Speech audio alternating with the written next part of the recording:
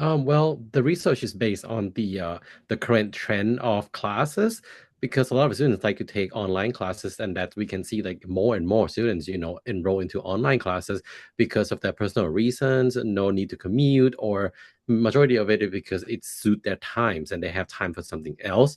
So there are two type of online classes. If it's synchronous, that means they have meeting via Zoom or their other platform, and that's fine because there are a lot more of connections and interactions from the instructor.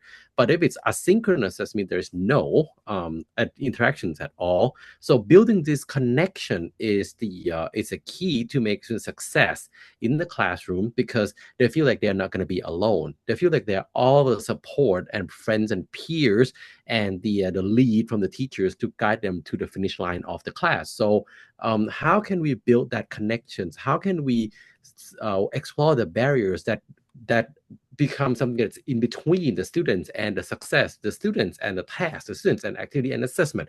These are things that we need to look at and make sure that these obstacles, barriers, or problems or issues will be eliminated so the student can move on and move forward the class effectively.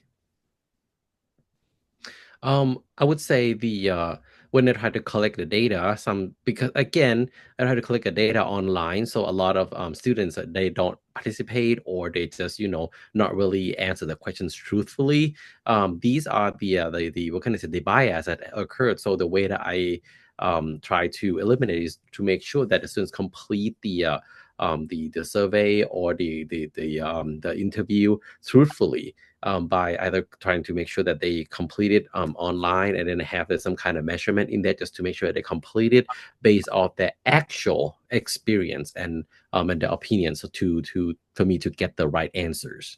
The class I'm teaching, I see how my friends, my colleagues, other teachers across the universities and both universities I'm teaching, they what can I say? They have the same problem. The problems are almost identical. That if it's the asynchronous classes, they always have this problem that the students don't succeed, they drop out, or okay, the much part of the class will move forward, but there are some students who fall behind or having problems and they don't reach out. These are problems that I try to look, and that's motivated me to make sure that how can I help these students? How can I look into the problems and how can I make sure that this problem can be eliminated or can be solved with the what can I say, with the my research result?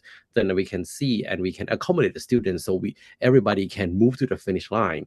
The students who came into the classroom and they start to fall behind, before you know it, it feels like they are getting overwhelmed and they're just gonna walk away. How can we make sure if they start to get overwhelmed, how can we help them tackle the problems and help them move forward? Because at the end, if they drop out or if they don't succeed, it will only harm them. Of course, it doesn't harm us, but it will harm them. I don't like to see that happen to my students.